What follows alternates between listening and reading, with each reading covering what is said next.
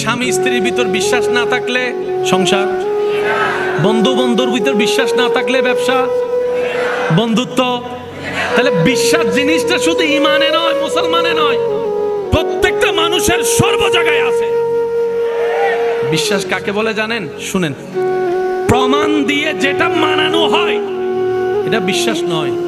বিশ্বাস তো দিল থেকে আসে, প্রেম থেকে আসে। সুবহান, বুঝবেন? প্রমাণ দিয়ে যেটা মানানো হয় এটা বিশ্বাস নয়, এটা হচ্ছে মাইনা নেওয়া। জামাই বউয়ের মধ্যে ঝগড়া লাগছে, তুমি ফোনে কার সাথে কথা বলছো? বিশ্বাস নাও বিশ্বাস? জোরে বলেন। এবার বউয়ে প্রমাণ দিতে লাগলো, বিশ্বাস করেন আমি কারো সাথে কথা, আপনি যার সাথে সন্দেহ করতেছেন তার সাথে কথা, দরকার হলে আপনি মোবাইল চেক করেন, নাম্বার চেক করেন। এখন কি দিল? জোরে বলেন। প্রমাণটা পাওয়ার পরে স্বামী বুঝতে পারলো আমি ভুল বুঝেছিলাম, আমি ভুল মনে করেছিলাম। সত্যি করে বলেন, ওই দিন থেকে আগের ভালোবাসা থাকবে? শুনি নাই আমি। প্রমাণ কিন্তু দিচ্ছে সত্য, প্রমাণও হয়েছে, বউয়ের কোনো দোষ নাই, কিন্তু আগের সম্পর্ক।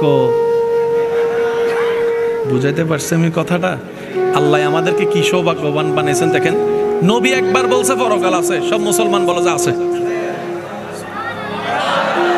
একবারও কেউ জিজ্ঞেস করে না ইয়া রাসূলুল্লাহ কবরে এখনো যাই নাই, মুসলমান বিশ্বাস করে কবরে প্রশ্ন আছে।